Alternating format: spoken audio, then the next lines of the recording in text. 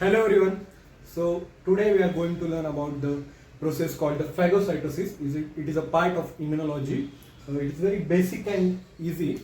So इसमें हम देखने वाले हैं कि phagocytosis कौन से सेल्स के द्वारा किया जाता है और इसकी प्रोसेस क्या होती है, स्टेप बाय स्टेप हम देखेंगे.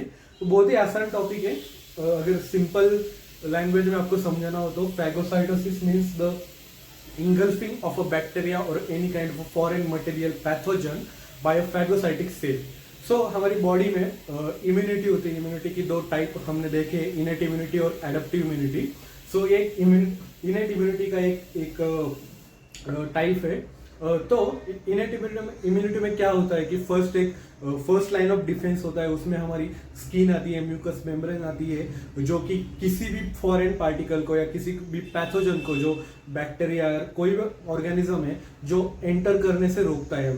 ये हमारी फर्स्ट लाइन ऑफ डिफेंस होता है, जिसके वजह से हम सुरक्षित रह पाते हैं. हम बहुत सारी बीमारियों को दूर रख पाते हैं because of this first line of defence which comes under the innate immunity. So मान लीजिए कि अगर ये आपका जो फर्स्ट लाइन ऑफ डिफेंस है, उसको अगर किसी फॉरेनर ने, या फॉरेनर इन द सेंस यहाँ पर पैथोजन ने अगर क्रैक कर लिया किसी भी प्रकार से. लेट्स से कि आपके स्किन है और स्किन में कुछ इंजरी हो गई, अगर आप खेलते हो वगैरह, कुछ भी हो जाए, अगर आपके स्किन को अगर इंजरी हो गई तो उसको एक एंट्री मिल गई कि उस पाथवे के थ्रू वो आपके बॉडी में एंटर कर सकता है. So let's consider this is your skin और any kind of your first line of defence which prevents any bacteria और pathogen to enter your body. Okay, so अगर किसी उन इंजरी के कारण वो अगर ब्रेक हो गया तो ये पैथोजन है, ये बैक्टीरिया है, और ये बैक्टीरिया आपके बॉडी के अंदर एंटर कर पाएगा. सो इसने फर्स्ट लाइन ऑफ डिफेंस को ब्रेक कर दिया. सो अब हमारे बॉडी के पास क्या है कि उसको कैसे एनकाउंटर करेंगे, क्योंकि फर्स्ट लाइन ऑफ डिफेंस तो हमारी फेल हो गई अभी. ओके, सो क्या होता है कि उसको लगता है, लेट्स से कि अभी ये बैक्टीरिया है, बैक्टीरिया को क्या लगता है कि अभी इसमें फर्स्ट लाइन ऑफ डिफेंस को हमने क्रैक कर दिया तो अभी हम पूरे बॉडी में फैल जाएंगे, डिसीज स्प्रेड कर देंगे. तो वो उसको ऐसा लगता है कि वो बहुत सारे उसने कुछ अचीव कर लिया. उसको ये पता नहीं कि हमारे पास इतने लाइंस ऑफ डिफेंसेस है,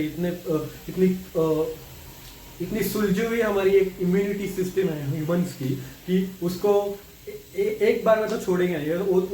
उसने तो सिर्फ एक बाउंड्री क्रॉस की है. तो उसके बाद जो आता है वो सेल्स आती है कुछ. उनमें से एक टाइप ऑफ सेल है कि phagocytic cell. Phagocytic cells, there are some types of phagocytic cells like macrophages, neutrophils and dendritic cells. These are some kind of phagocytic cells. So इन सेल का काम क्या होता है? लेट्स से कि ये ओके, सो ये बैक्टीरिया ने अंदर एंटर कर लिया और ये हमारी सेल है, समझो कि ये फैगोसाइटिक सेल है जिसके बारे में हम बात कर रहे हैं और जिसके फंक्शन के बारे में हम बात कर रहे हैं. सो आफ्टर एंटरिंग क्या होगा कि बॉडी में सिग्नल जाएगा कि कोई तो फॉरेन पार्टिकल बॉडी में एंटर कर चुका है, बैक्टीरिया इन दिस केस.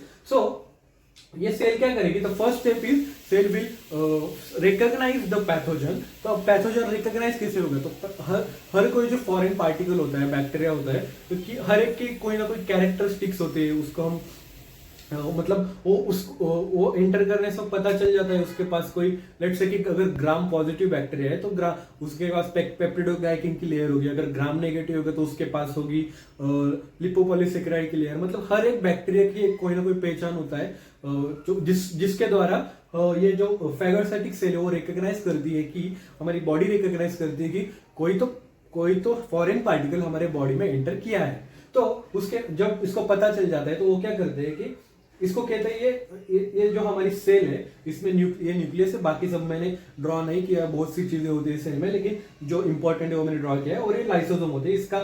उसका फंक्शन क्या है वो हम आगे देखेंगे. सो ये सेल क्या करती है? एक सूडोपोडिया लाइक स्ट्रक्चर फॉर्म करती है. मतलब ये देखो, इसके शेप में ऐसा चेंज आ गया, इसको हम सूडोपोडिया कहते हैं. वो चेंज करती है और ये जो फॉरेन जो पार्टिकल है और बैक्टीरिया है उसके पास जाती है और उसको ऐसे सराउंड कर लेती है. वो जो ऐसा समझो कि सेल है, एक बैक्टीरिया है, तो इसके पास जाके ऐसे उसको सराउंड कर लेती है और ये तो फर्स्ट स्टेप हो गई कि ये हमारी फैगोसाइटिक सेल उस पैथोजन को अटैच होती है फर्स्ट। ओके, सो इसके बाद क्या करते हैं, ये सब पूरा गोल तरीके से उससे उस बैक्टीरिया को घेर लेती है, सराउंड कर लेती है, क्योंकि उसको मारना है ना तो उसको सराउंड करना पड़ेगा चारों तरफ से। आप कैसे करते हो झगड़ा वगैरह, अगर आप करते होगे, आपको पता होगा, स्कूल के बच्चे हो या 11-12 के, सो ऐसे राउंड करके किसी को मारते होगे।